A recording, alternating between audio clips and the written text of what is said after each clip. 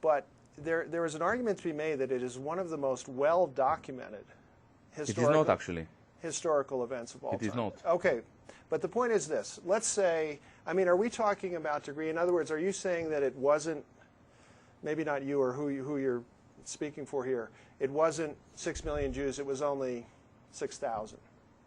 Is that kind of what? For instance, let me rephrase it. Did any Jews die at the hands of the Nazis because of their religion? This is a completely irrelevant question for me. Why?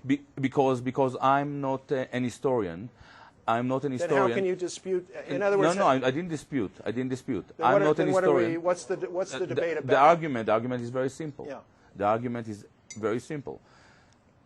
We launched this discussion with questions concerning freedom of speech.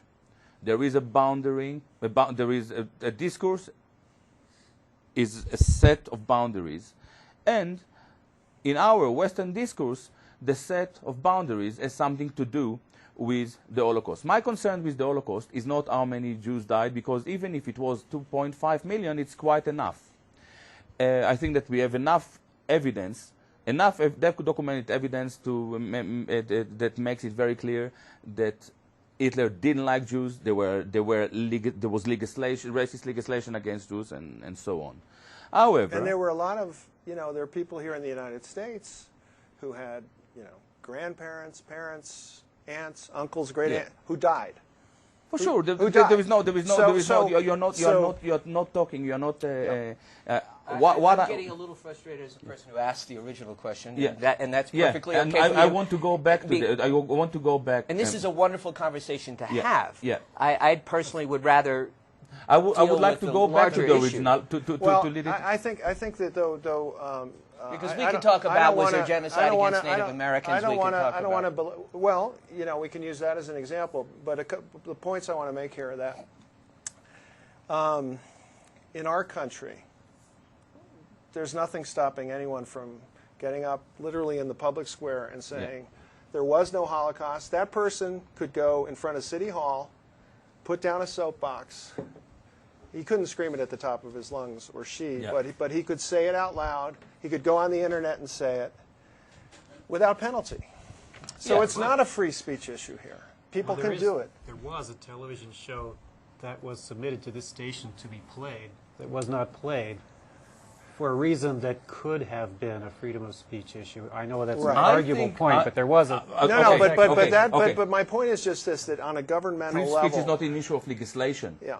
Free speech, for instance, can be It's not a free speech issue here, the Holocaust. It's not a free speech issue. Listen, I'm not an expert on American policies to do with free speech, but when it comes to free speech, there are very different methods to impose a discourse and limitations. We spoke about exclusion.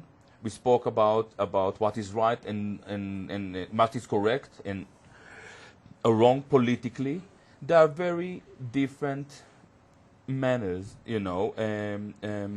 to affect this speech. Now, my issue with the Holocaust has very little to do with the historicity. I'm not a German speaker. I'm not a Russian speaker. I'm not a Polish speaker. I cannot conduct an historical research. Are you a Jewish speaker? Or do you? Yeah, I'm an Hebrew speaker. A Hebrew speaker, definitely. And I'm very effective on that field. For instance, being an Hebrew speaker, I found out recently that, as we know, the story of the Holocaust starts with an attempt by the Nazis, a successful attempt, to ethnically cleanse, based on racial laws, the entire Jewish population from their country. And I was left with a very embarrassing question, because the so-called Holocaust or the World War II ends with a death march, where all very many or even most of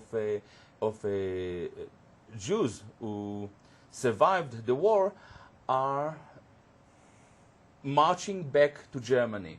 Now, obviously, the story of the Holocaust, the ethnic cleansing, and the marching back doesn't it contradicts each other. There is a clear discrepancy here.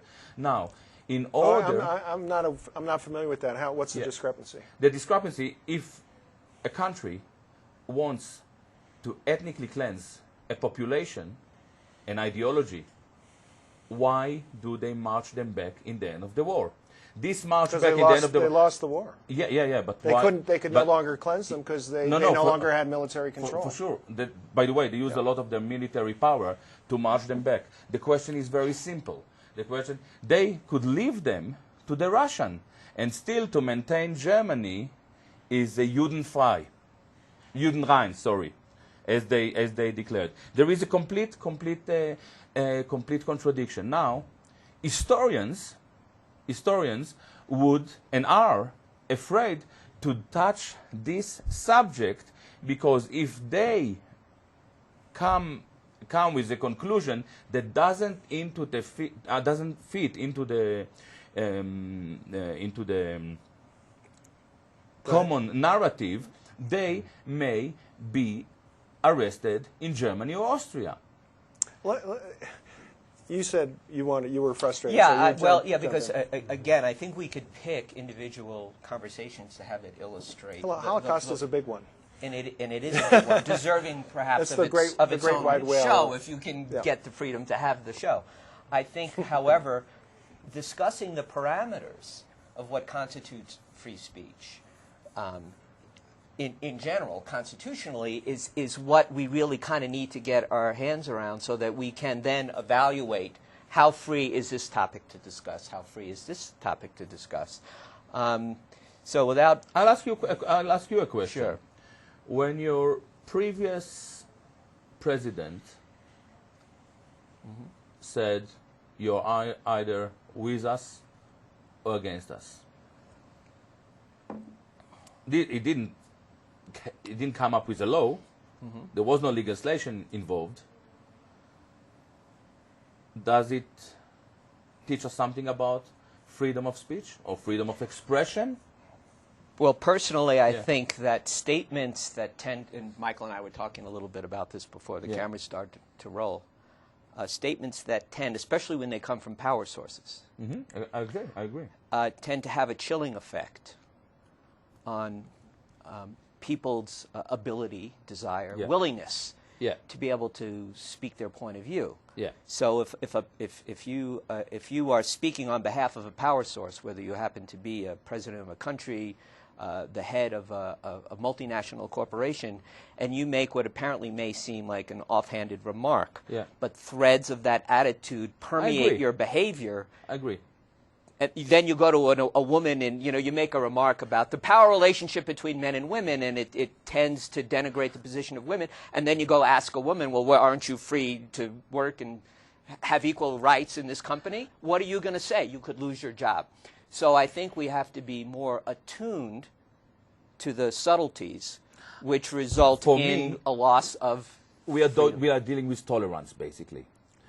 And for me, the real notion of tolerance is the ability, the capacity to accept the other without being able to understand the other. This is the true meaning of tolerance and pluralism. And this notion had been challenged in your country, I believe, in the last 20 years. And I hope that this is basically what you try to do. I hope that you recover. I don't think that it's issue with legislation. One of the greatest expressions of that in our recent memory is the reaction or attitude of the press as the lead up to the war in Iraq happened. And freedom of the press. How many of them actually did their exercise constitutionally responsible authority in asking any questions?